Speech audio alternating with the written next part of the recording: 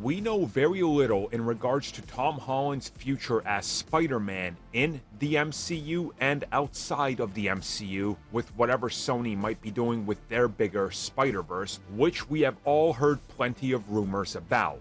So let's talk about a brand new report that goes over the alleged new contract details in regards to what appearances Tom Holland will be having during the course of the next decade or so. So as always, take this with a grain of salt, because we never truly know what's going on with contracts unless they explicitly state something to us. So again, grain of salt.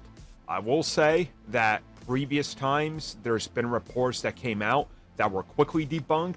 There was reports that came out that were 100% spot on. And then there was, of course, the stories that kind of land in the middle, if you will, that turn out to be true in regards to contract disputes and things like that. So you never know with these things. My assumption is when Marvel Studios and Sony formally announce Tom Holland's next appearance, they're going to do what they did before and, in a way, tell us exactly what to expect and kind of read between the lines. But as of right now, we still don't have anything official. But recent buzz online has stated that the contract will be consistent of 6 appearances, and these are as followed. First up, Spider-Man will be appearing in Daredevil Born Again. After that, Spider-Man 4, followed by Avengers The Kang Dynasty, and then Avengers Secret Wars. So that's already all the way up to 2026. After that, we then have an appearance in Spider-Man 5 and Spider-Man 6 to end this 6-film contract. Now, what's not mentioned here is, of course, the one extra appearance Marvel Studios still has left over. That's part of the old contract, so we'll see what happens with that. Obviously, that means 7 appearances left over, or being talked about, or whatever, however you want to phrase it.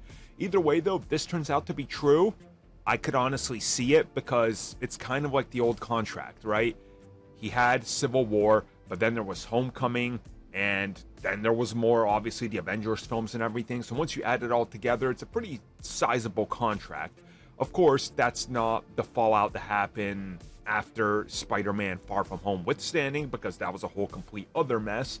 But this does seem pretty plausible, I would say. Again, I am still not convinced that he's going to appear on anything Disney Plus. I'm still not convinced of that. But, hey, money talks, and they can make things and, deals that are separate from the film. So maybe. We don't know. We'll talk about it more when they officially announce it, but if this is true, it's a pretty good contract amount, I would say, and plenty of appearances to go around.